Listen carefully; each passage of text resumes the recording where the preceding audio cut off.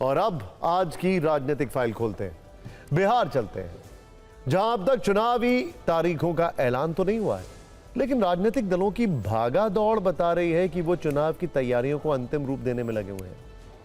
फिलहाल बिहार में दो राजनीतिक एक्शन की बड़ी चर्चा है। पहला राजनीति एक्शन जो है वो CWC बैठक का है। आजादी के बाद पहली बार बिहार में कांग्रेस वर्किंग कमेटी की बैठक हो रही है। इससे अंदाजा लगाया जा सकता है कि बिहार चुनाव को कांग्रेस कितना सीरियसली ले रही है। दूसरा राजनीतिक एक्शन ओवैसी की सीमांचल यात्रा पर आधारित है। बंगाल से लगी सीमा में किशनगंज, अररिया, पूर्णिया और कटिहार जिलों की वो यात्रा करेंगे। इससे आरजेडी खुश नहीं। ये दोनों आज बिहार की सबसे बड़ी राजनीति की खबरें हैं। शुरुआत AIMIM अध्यक्ष असदुद्दीन ओवैसी की 4 दिनों की यात्रा से करते हैं, जिससे आरजेडी और कांग्रेस के नेताओं की राजनीतिक पीड़ा बढ़ सकती है। दरअसल असदुद्दीन ओवैसी ने आज से बिहार के सीमांचल में न्याय यात्रा की शुरुआत की है, जो 27 सितंबर तक चलेगी। इस यात्रा में वो किशनगंज, अररिया, पूर्णिया और कटिहार जिलों में जाएंगे। इस दौरान वो छोटी और बड़ी सभाएं करेंगे।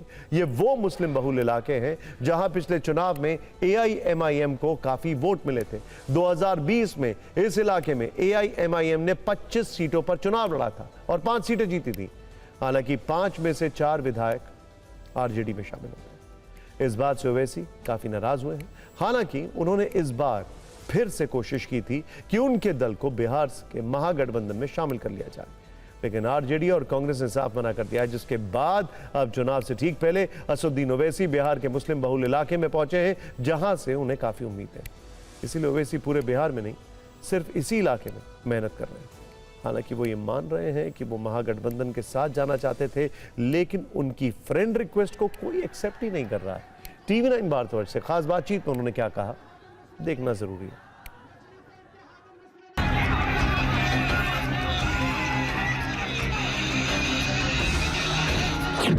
किसी के बाप का इलाका तो नहीं है। हम कह रहे हैं कि हमारे अब्बा का है, क्या करेंगे? हाँ, क्या करेंगे? तुम एक हरियाणा के आदमी को लाकर यहाँ पे राज्यसभा का मेंबर बना सकते हैं और तुम हमसे कह रहे हो हैं? भारत का हिस्सा है, हम सीमांचल, हम अपने लिए नहीं आए। हम यहाँ पर सीमांचल की लड़ाई लड़ने आए हैं, यहाँ पर नेता बनाने आए हैं, जो आपने 50 साल में नहीं बनाया। हमारे 4 विधायक कौन बेईमानों को तुमने क्यों खरीदा? महाराष्ट्र में शिवसेना के 2 टुकड़े हो गए, NCP के 2 टुकड़े हो गए, तो आसमान आपने सर पे उठा लिया और यहाँ पर बोलते हैं नहीं नहीं कुछ नहीं हुआ। तुम करोगे तो पुण्य का काम है, और हम यहाँ पर इंसाफ की बात कर रहे हैं तो तुमको पेट में दर्द हो रहा है। कई लोग हमारे पास आए, अख्तर अली मान कि भाई आप लोग नहीं चाहते। हमने कहा हम चाहते हैं। बोले इतना, उन्होंने कहा कि 4 को खरीदने के बाद भी हम बोले हमको BJP को रोकना है ना, चलिए हम लिखते हैं लेटर कि हम एक ताकत के मुकाम से लेटर लिखे हैं, कमजोरी के मुकाम से नहीं लिखे हैं। मोहब्बत एक तरफा नहीं हो सकती है। आप रिएक्ट ही नहीं करना चाहिए, हमको कोई फिक्र नहीं है, हम अपना काम करेंगे। जिस इलाके में ओवैसी भाग दौड़ कर रहे हैं, उस इलाके के राजनीतिक गणित को समझें तो बिहार का सीमांचल इलाका पश्चिम बंगाल से सटा हुआ है। सीमांचल इलाके में कुल 24 विधानसभा सीटें हैं। 2020 में सीमांचल की 24 सीटों में से सबसे ज्यादा 8 सीटें बीजेपी जीती थी और 4 सीटें जेडीयू ने जीती थी।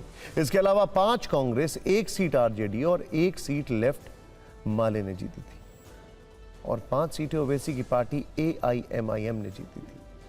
जबकि 2015 में आरजेडी ने 9, जेडीयू ने 5 और कांग्रेस ने 5 सीटें जीती थी। बीजेपी को सिर्फ 5 सीटें मिली थी। यानी 2015 में जिस सीमांचल में आरजेडी को 9 सीटें थी, वहां 2020 में सिर्फ 1 सीट मिली। यानी ओवैसी जितना बढ़ेंगे, आरजेडी उतना नुकसान में रहेगी। इसलिए आरजेडी ओवैसी से दुखी है और उसे बीजेपी की बी टीम कह रही है।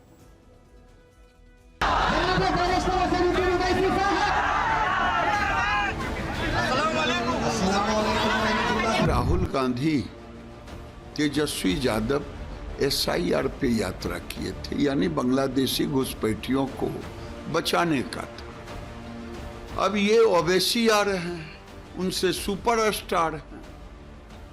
ये सारे बांग्लादेशियों को बचाने के लिए रोहिंग्या को आ रहे हैं। कोई भी ऐसी पार्टी जिसका एजेंडा कम्युनलिज्म है, उसके लिए इंडिया गठबंधन में कोई जगह नहीं है। भाजपा के एजेंडे पर काम करके चाहेंगे इंडिया गठबंधन में रहे तो फिर तो मुश्किल है। ये दबाव बना रहे हैं या फिर धमकी दे रहे हैं। इस तरह से नज़ारा पहले कभी लोगों ने नहीं देखा होगा, कोई गठबंधन में आने के लिए इस तरह से करता है। तो न्याय के लिए ओवैसी साहब शुरू से लड़ रहे हैं, जो पिछड़े मुस्लिम दलित सबको लेके मतलब न्याय लेके मतलब चल रहे हैं। सीमांचल के लोगों ने अपनी बदहाली के हिसाब से वोट दिया था कि अपनी बदहाली को दूर करना है। राजद विकल्प था जब मेरे पास ये MIM नहीं थी।